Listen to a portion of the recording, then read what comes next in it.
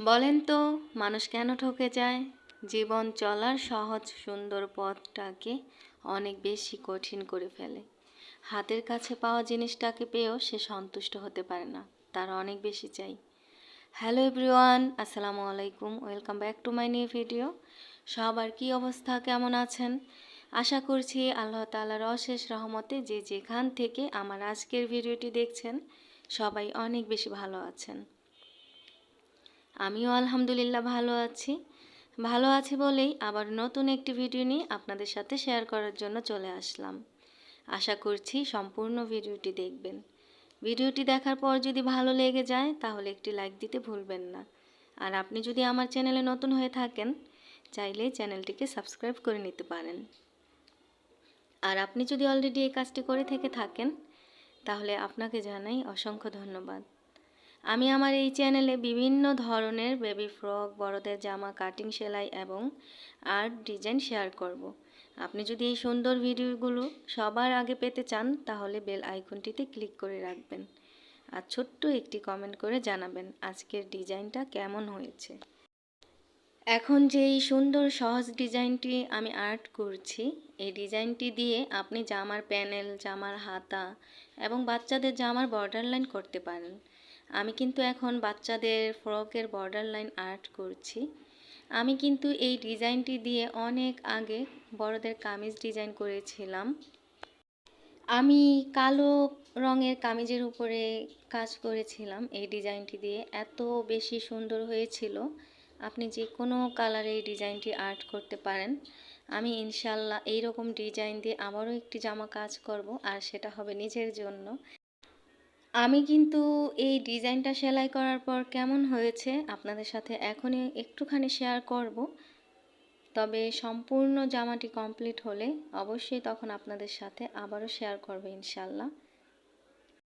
আমি কিন্তু এই যে নর্মাল যেই কলমটা আছে, রাফামণি যে কলমটা দিয়ে লেখে, আমি কিন্তু ওই কলমটা দিয়ে আর্ট করে নিচ্ছি। এই কালিটাও কিন্তু ধোয়ার পর উঠে যায়, কোনো সমস্যা হয় না, একটুকু থাকে না। তবে আপনারা যারা নতুন আছেন তারা কিন্তু পেন্সিল দিয়ে আর্ট করে নিতে পারেন। তবে আর্ট করা যেমনই হোক না কেন, আপনি যদি সুন্দরভাবে সেলাই করতে পারেন তাহলেই কিন্তু অনেক বেশি ভালো লাগবে। আমি যে শুরুর কথাটা বলেছি, মানুষ কেন ঠকে যায়, মানুষ কিন্তু সবসময় নিজের জন্যই ঠকে যায়, অন্যের জন্য নয়। আমি কিন্তু নতুনদের জন্যই বলছি, নতুন যারা কাজ শিখতে চান তাদের জন্য বলছি। কারণ আমি যখন নতুন ছিলাম এই কাজে তখনকার একটা অভিজ্ঞতা থেকে বলছি। আমি যখন চিন্তা করলাম যে এইরকম কাজ আমি করতে চাই, আমার অনেক ইচ্ছে আমি নিজে কিছু একটা করব, তবে শুধু চিন্তা করলে তো হবে না, অন্যের কাজগুলো দেখে এত বেশি ভালো লাগতো, শুধু ভাবতেই থাকতাম এত সুন্দর করে আমি পারবো নাকি করতে, এত সুন্দর করে কি সম্ভব নাকি। শুধু একবার ভাবিনি, বারবার এই ভাবনাটাই মাথার ভিতরে আসতো। তখন আমার ভাইয়ের সাথে কথা বললাম, তখন আমার ভাই আমাকে বলল, বোকা, কেউ কি কোনো জিনিস সহজে পারে নাকি? তুই যদি ওই অন্যেরটা দেখে থেমে যাস যে এত সুন্দর করে পারবো কি না, তাহলে তো তোর কিছুই হলো না, তুই তো ঠকেই গেলি। যদি শুরু করস, একদিন, 2 দিন, 3 দিন, অবশ্যই তোর জিনিসটা অনেক বেশি ভালো হবে। আর যখন ভালো হবে তখন তো তুই জিতে গেলি। শুরুটা যদি হোক না কেন হারের, কিন্তু শেষটা তো হবে জিতের। আমি এখন যে অনেক ভালো সেলাই করতে পারি তেমনটা না কিন্তু, তবে আগের থেকে, শুরুর থেকে আলহামদুলিল্লাহ অনেকটা ভালো পারি। আমার কাছে তো অনেক বেশি ভালো লাগে, যে কাজটা আমি পারতাম না ওই কাজটা এখন আমি অনেক সহজেই করতে পারি, যদিও অনেক বেশি সুন্দর না হয়। অনেকেই কিন্তু ভাবতে পারেন আমরা সবাই এই কাজ নিয়ে পড়ে থাকি নাকি, আমরা কি এই কাজ শিখতে চাই নাকি। আপনাদের মাঝে অনেকেই আছে শিখতে চায়, কিছু একটা করতে চায়।